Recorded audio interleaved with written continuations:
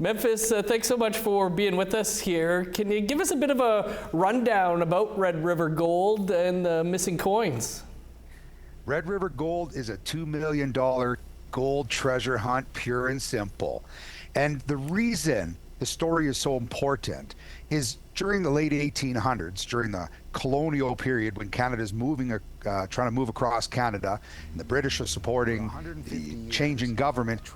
In Rupert's Land, the Métis community in Louis Riel had a provisional government. But what happened was the colonialists didn't really like that the Métis were on that land, and they were having treaty with the First Nation groups. But when it came to the Métis, they said, well, listen, let's come up with a better idea to move you folks out of here. And because Louis Riel didn't seem overly receptive, they were shipping out 400 ounces of gold. And that gold was to pay the soldiers to put down Louis Riel and the Red River Resistance. And the story, the many stories that I'm finding along the way are soldiers who were carrying the gold, it went lost or missing. And not one gold sovereign has ever been found. It's never been reported. Therefore, as long as the Royal Mint is in belief, that gold is still out there. And that's the storytelling I want to share. Well, that is quite a tale to share. Memphis, you know, you're a musician, an entrepreneur. How did you get involved with this show? So I had a podcast, did 100 episodes, and my goal was to try and interview people within all the Indigenous communities and people outside the Indigenous communities to have an understanding of building cultural relationships. And a friend of mine helped me take that podcast from a small little podcast to almost a variety show.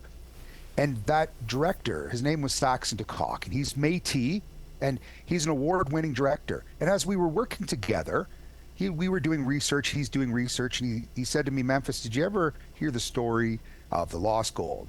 And I said, growing up, these were tales that we were a little bit familiar with, but not something that I'd spent my youth suggesting that I had to do, but it was something in the back of my mind thinking, someday if I ever have the opportunity, I'd sure like to look for it.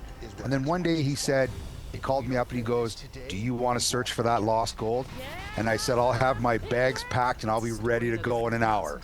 Yeah, I came to realize it doesn't work as easy as that, but here we are. It took some time. We filmed it, and now we're doing it. Good stuff. I mean, aside from the search for the missing treasure, what was it like to travel down the old Dawson Trail?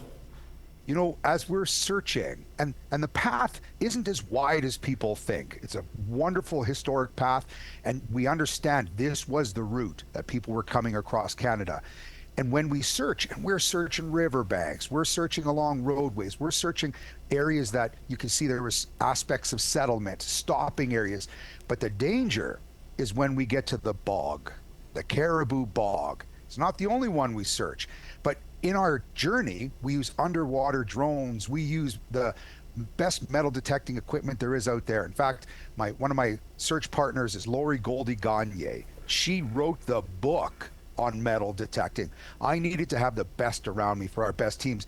But when we're on there, you'll see us and we journey as we meet people in every type of vehicle. And in fact, I even got a chance to ride in my first Red River cart.